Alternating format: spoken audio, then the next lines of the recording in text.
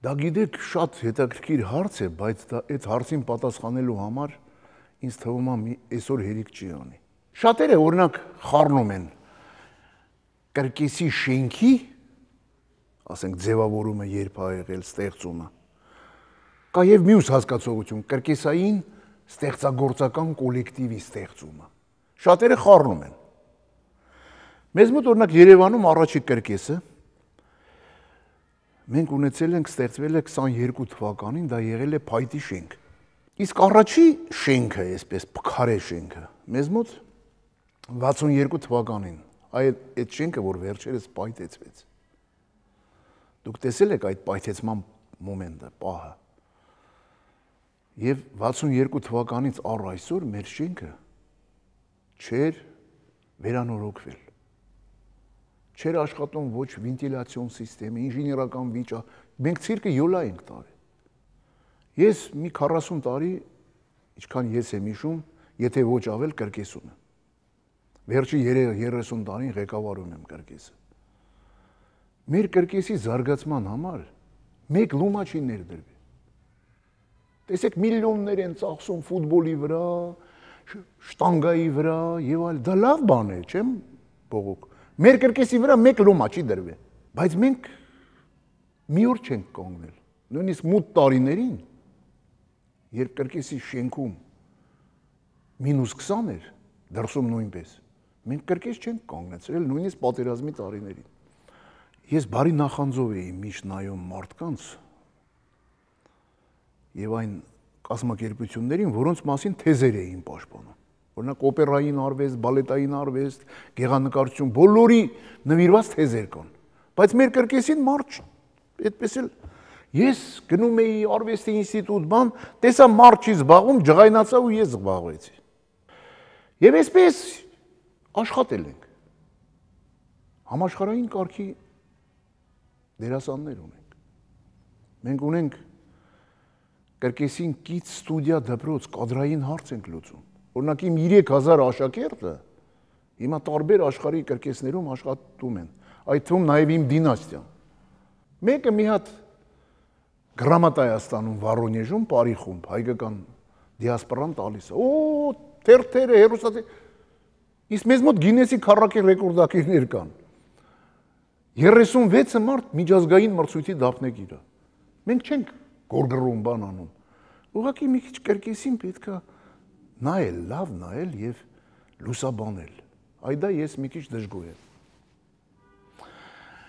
Իսկ հայկական կրկեսային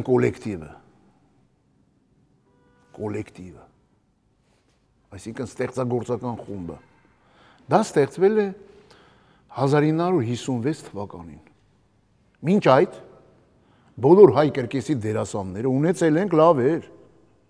նույնիսկ դինաստիաներ, աշխատել են ռուսական, իտալական, գերմանական խմբերում։ Օրինակ Վարդանովները, Մինասովները, վերջում ով էր, այն ժամանակ մոդա էր։ Արզումանովը, իդեպ այդ նույն Արզումանյանը 56 թվականին հայկական տասնօրյակներ Մոսկվայում, կառավարությունը կանչեց, ամեն ինչը ներկայացվում է, չէ՞, տասնօրյակներին Մոսկվայում։ Եվ ասեց պետք է կրկես լինի։ Մի 3-4 ամիս առաջ։ Ու դյաջ Վալոդյան հավաքեց հայկական կրկեսային խումբ։ Հենց այդ առաջի խմբի մասնակիցներն էին, ասենք, Շողիկ Գևորգյանը, Պապյանը, Ստեփան Իսահակյանը, հիշում եք Մանուկը, բեգեմոտները եւ այլը, հավաքեց եւ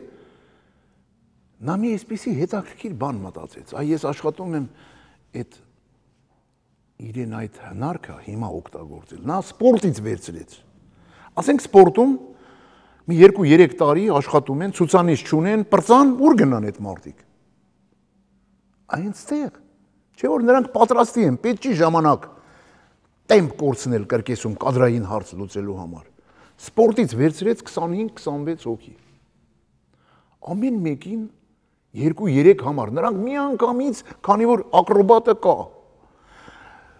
թռիչքային, օդային, ամեն ինչը հեշտ էր անել սպորտսմենների հետ։ Եվ այսպես ստեղծվեց հայկական կրկեսային կոլեկտիվ 56 թվականին, մի քանի տարի հետո այդտեղ միացան նաև Լեոնիդ Ենգիբարյանը, որը ավարտեց կրկեսային ուսումնարանը,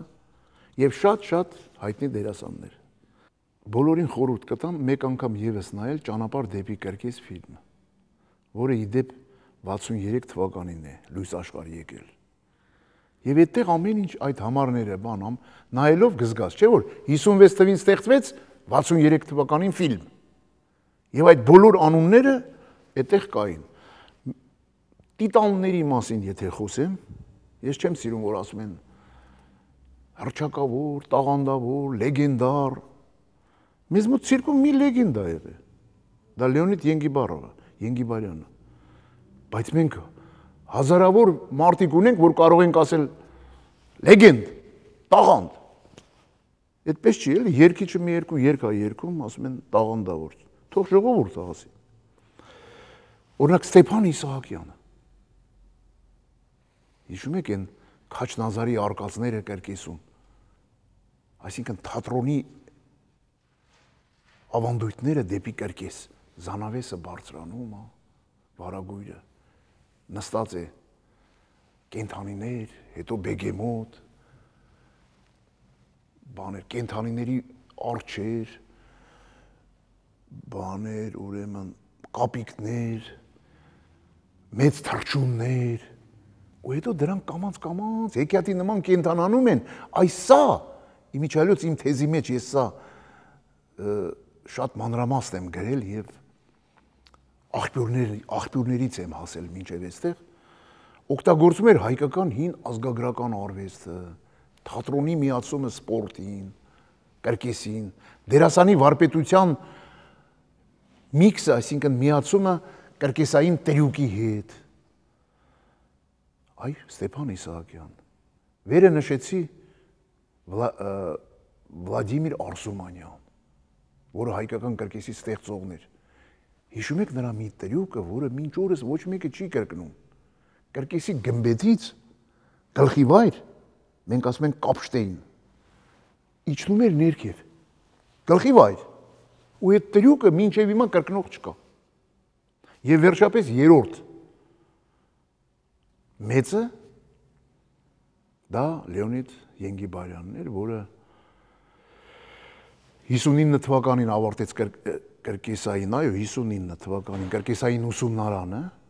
եւ միացավ կոլեկտիվին։ Եվ երբ կոլեկտիվը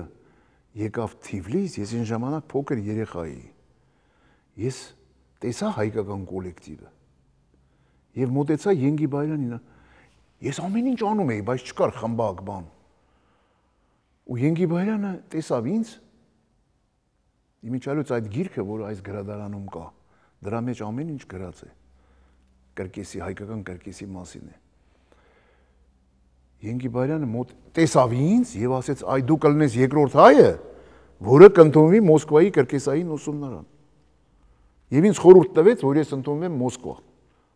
միակ կրկեսային ուսումնարանը։ Այն ժամանակ հիմա այսպես փոքր-մոքր կրկեսային դպրոցներ կան աշխարհով մեկ, բայց դա էլի հիմքը եւ գլխավորը հիմա Մոսկվայում է։ Եվ ես ընդունվեցի եւ ավարտեցի։ Մենք հիմա նոր կրկես ենք կառուցում։ Այդ նոր կրկեսը կլինի ժամանակակից տեմպերին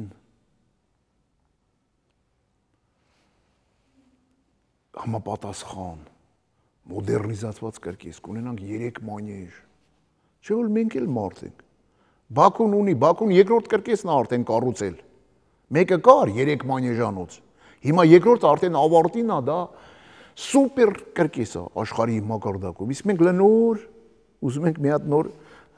լավ կրկես կառուցել։ Եվ մենք ունենք դերասաններ, ես ասացի, որ աշխարհով մեկ սփռված հայեր ունենք։ Իմ թոռնիկները, 2 թոռնիկները, տղայիս 2 տղաները։ Օրինակ փոքրիկ Սոսիկը անցյալ տարի հռոմում դարձավ աշխարհի չեմպիոն։ Եվ շահեց, խնդրում եմ Facebook-ում եւ YouTube-ում կա ամեն ինչը։ Շահեց Լաս Վեգասի ուղեգիր եւ 2 ամիս ելույթ ունեցավ Լաս Վեգասում թոռնիկս, 15 տարեկան։ աստղերի հետ։ Այդ թվում նաև Դեվիդ Կոպերֆիլդ եւ ել չեմ ասում բացի կրկեսային ժանրերից նաև վոկալ պարային աստղերը։ Բայց այդ բոլորը ոչինչ չէր կարող լինել, եթե չլիներ մեր հոգատար վերաբերմունքը դեպի կադրային հարցը։ Մենք հիմա կրկեսին կից ունենք Լեոնիդ Ենգիբարյանի անվան ստուդիա դպրոց։ Այ կներեք, դուք որտեղ կարող եք տեսնել, գուցե ես հետ եմ մնացել, ինձ հուշեք, որ կրկեսին կից կա ստուդիա դպրոց, որը կրում է Լեոնիդ Ենգիբարյանի անունը, եւ այդ դպրոցը անվճար է։ Անվճար։ Այնպես որ կադրային հարցը շատ կարևոր է։ Եվ մենք Լեոնիդ Ենգիբարյանի անվան կրկես ստուդիա դպրոցում շարունակում ենք այն ավանդույթները, կրթում ենք դերասանների եւ սպասում ենք, որ 1.5-2 տարուց ամենաուշը կլինի նոր կրկես եւ բոլորիդ հրավիրում ենք հայկական կրկես։